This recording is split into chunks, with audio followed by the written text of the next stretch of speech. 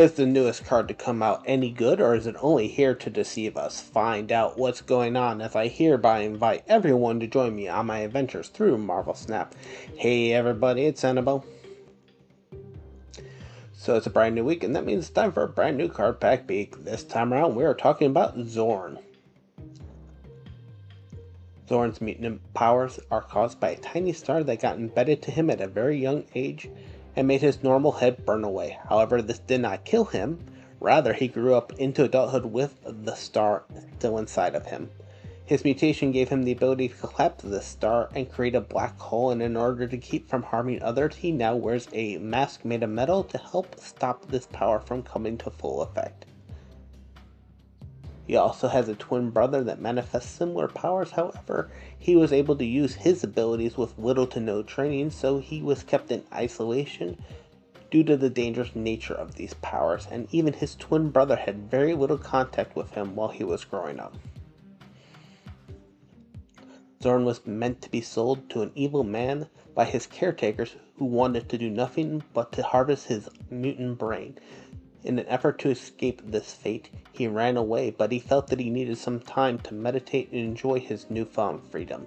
So he stayed as a loner for a very long time while the X-Men tried in vain to get him to join their new team. And it was not until after he tried to help a mutant boy with some problems that he knew that he would be a much better teacher than an active team member. So it was then that he joined the staff of the Xavier Institute. Xorn joined the X-Men and tried to only demonstrate his healing powers and keep his other powers a secret. He preached ideals such as love and understanding, but it did not take long before he started to twist these words into the ideology that Magneto had, and he was accused of being in league with the man. He tried to hide and deny the fact that he had anything to do with Magneto until he eventually revealed to the X-Men that he was actually Magneto in disguise. However, there are many who still believe to this day that he is only a clone of the man who has delusions that he is the real deal. Xorn is a victim of extreme abuse.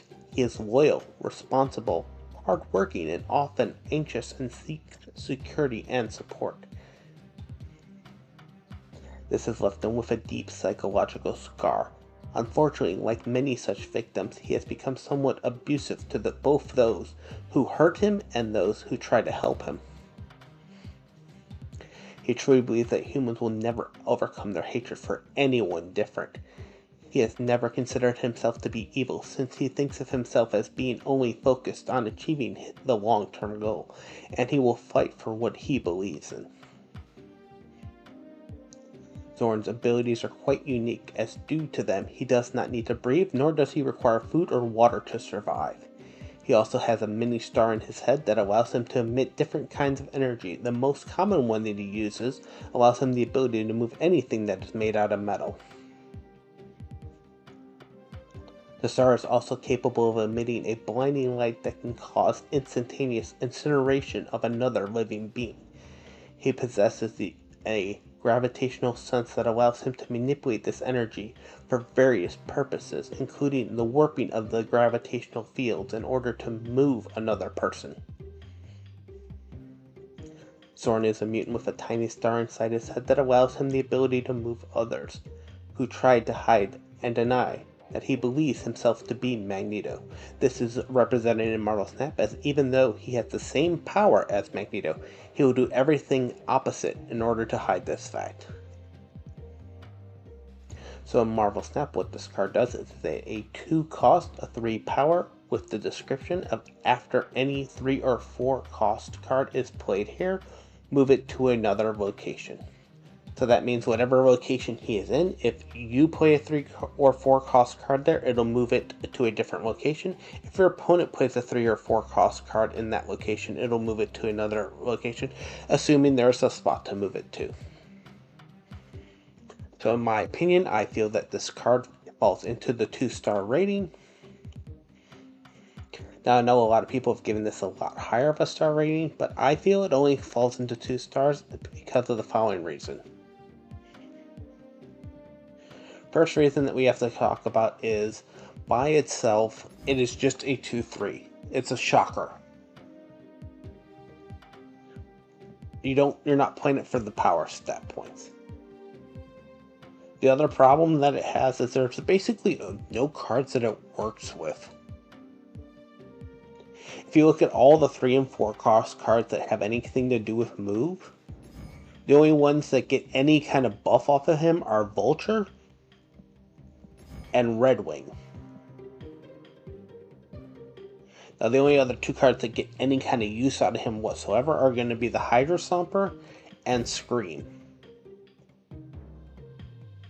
Scream only gets kind of a use if you can somehow make your opponent would play into that location, and once you play this card down, if your opponent plays a 3 or 4 into the Xorn location, they kind of mess themselves up. One of the good things about it is because of how it works, the only thing that can shut it down is Red Guardian, because it's just a static effect. It's not ongoing, it's not on reveal. The problem with that is you can't get any kind of bonuses if you're playing something like Spectrum or anything reveal or anything ongoing. One of the other issues is that when you look at this card, it's basically fighting for the same spot that Madam Web is having. While this card works on the turn that it's played and doesn't need another turn to move it anywhere, the fact that it's limited only to 3s and 4s and you can't wait to move the card, you can't hold on to the card like Madam Web does, kind of makes this kind of a weird move card. One of the other problems is it's fighting for the 2 slot. There are so many things in the 2 slot, like Captain America, Sam Wilson, and the new Doctor Strange that fall into the 2 slot. You have to kind of need to have it have more power than anything that's there. Otherwise, why not just play one of those cards? One of the other issues is it doesn't work like Goose. It doesn't keep 3s or 4s from being out of the location. You can still play a 3 or 4 into the location. It'll just move it to that location. So it doesn't actually stop anything from being played there, which is one of the problems that you would have with something like if you're trying to prevent Shang-Chi from going off in your location, this won't stop the Shang-Chi.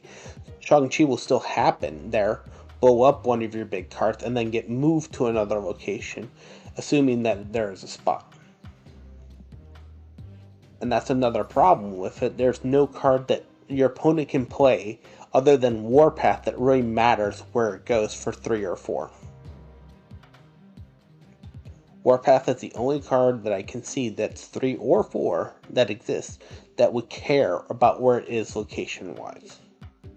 And there's even a few cards that are really good for your opponent to play into this that'll help them out location-wise. One of the other biggest problems that you have is the same problem as why nobody ever plays Hercules. You can't guarantee where the card that you play into it is going to go. So even stuff like Kraven and even like Death's Domain. So if you have Death's Domain show up and you play down the Xorn and you play a 3 or 4 into the Xorn location, you can't guarantee that it'll go into the Death's Domain. Same thing if you have Bar of No Name, you can't guarantee that it will not go into the Bar of No Name. Because of how the card works, it's the exact opposite of Magneto. It's a 3-2 instead of a 6-12, and instead of pulling stuff that's 3 or 4 into its location, it pushes stuff out that's 3 or 4 of its location. Nice little flavor effect on it, but it doesn't really do much in my opinion. Anyways, I want to thank you all so much for watching, and as always, remember, play it for fun.